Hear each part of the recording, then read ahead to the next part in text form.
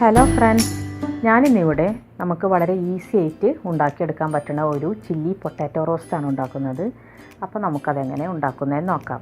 ഇതിപ്പോൾ ഞാൻ 2 വലിയ ഉരുളക്കിഴങ്ങാണ് എടുത്തിട്ടുള്ളത്. ഒരു ചതുരത്തിലുള്ള പീസാക്കി കട്ട് ചെയ്തെടുത്തതിന് ശേഷം നന്നായിട്ട് കഴുകി എടുത്തിട്ടുണ്ട്. ഇനി നമുക്കിത് കുറച്ച് കൂടുതൽ വെള്ളത്തിൽ ഒരു 3/4 ഭാഗത്തോളം വേവിച്ചെടുക്കാം. കുക്കറിൽ വേവിക്കണ്ട, അല്ലാതെ വേവിച്ചാൽ മതി. കുക്കറിൽ വേവിച്ചാൽ പെട്ടെന്നത് കുഴഞ്ഞു പോകും. ചട്ടി സ്റ്റൗവിൽ വെച്ച് ചൂടാക്കി എടുത്തിട്ടുണ്ട്. 3 ടേബിൾ സ്പൂൺ എണ്ണ ഒഴിച്ചു കൊടുക്കാം. ഇതെടുപ്പം കുറച്ച് കൂടുതൽ ഓയിൽ വേണം. ഈ ഓയിലൊന്ന് ചൂടായി വരുമ്പോൾ നമുക്ക് 1 ടീസ്പൂൺ കടുക് ഇട്ട് കൊടുക്കാം.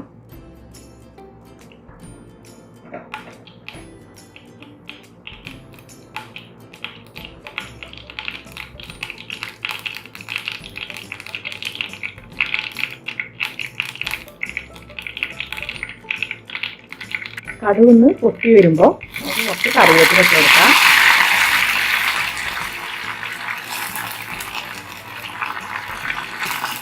സവാളയുടെ ഹാഫ് ഇട്ടിട്ടുണ്ട്. അത് ചെറുതായി മുറിച്ചെടുത്തതാണ്. അത് നമുക്ക് ഇതിലേക്ക് ഇട്ട് കൊടുക്കാം.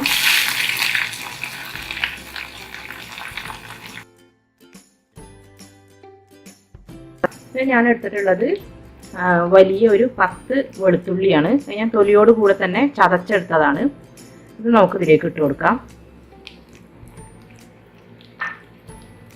പിന്നെ ഒരു പച്ചമുളക് മുറിച്ചെടുത്തത്. ഇതെല്ലാം കൂടെ നന്നായിട്ടൊന്ന് വഴറ്റിയെടുക്കണം.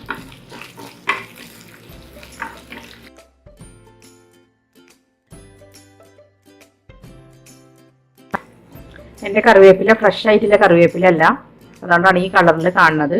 നിങ്ങളുടെ കയ്യിൽ നല്ല ഫ്രഷ് ആയിട്ടുള്ള കറിവേപ്പില ഉണ്ടെങ്കിൽ അത് കൂടുതൽ നമുക്ക് ചേർക്കാം. നമുക്കിതിലേക്ക് കുറച്ച് മഞ്ഞൾപ്പൊടിയും മുളക് പൊടി മല്ലിപ്പൊടി ഇട്ട് കൊടുക്കണം. ഒരു 1/2 ടീസ്പൂൺ മഞ്ഞൾപ്പൊടി ചേർത്ത് കൊടുക്കാം. ഇനി നമുക്കിതിലേക്ക് 1 ടേബിൾ സ്പൂൺ മുളക് പൊടി ചേർത്ത് കൊടുക്കാം. ഇത് കുറച്ച് സ്പൈസി ആയിട്ടുള്ള ഡിഷാണ്. അപ്പോൾ നമുക്ക് കുറച്ച് കൂടുതൽ മുളക് പൊടി ചേർത്ത് കൊടുക്കാം.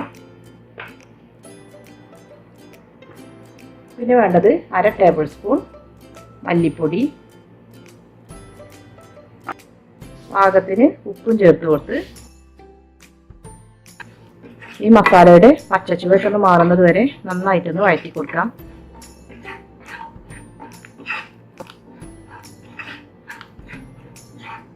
ഒരു 1 മിനിറ്റ് വഴറ്റിയെടുത്തതിന് ശേഷം നമുക്ക് വേവിച്ചെടുത്തിട്ടുള്ള ഉരുളക്കിഴങ്ങ് ഇതിലേക്ക് ഇട്ട് കൊടുക്കാം.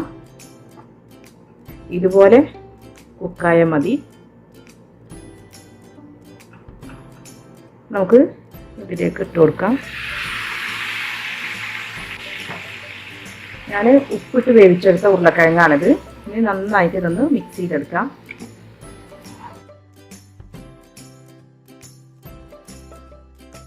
അതൊരു 15 മുതൽ 20 മിനിറ്റ് വരെ ചെറു തീയിൽ ഇങ്ങനെ തന്നെ കിടക്കട്ടെ. ഇടയ്ക്ക് വന്നിട്ട് ഒന്ന് ഇളക്കി കൊടുക്കാം.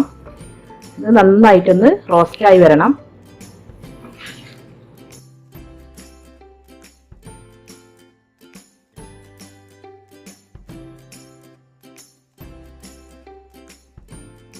ചെറിയൊരു ബ്രൗൺ കളർ ആവുന്നത് വരെ നമുക്ക് ഇതുപോലെ ഒന്ന് റോസ്റ്റ് ചെയ്തെടുക്കണം.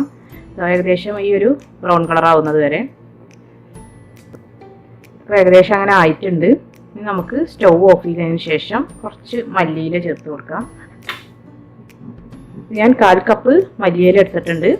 ഇനി മല്ലിയിലയുടെ ഫ്ലേവർ ഇഷ്ടമല്ലാത്തവർക്ക് ഇത് ഒഴിവാക്കാം. ഈ മല്ലിയില കൂടെ ചേർത്താൽ നല്ലൊരു ടേസ്റ്റാണ് ഇതിന്. ഇത് നന്നായിട്ടൊന്ന് മിക്സ് ചെയ്തെടുക്കാം.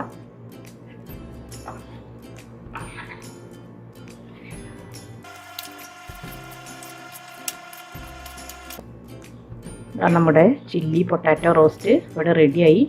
നമുക്കിത് വിളമ്പുന്ന ഒരു പാത്രത്തിലേക്ക് മാറ്റാം.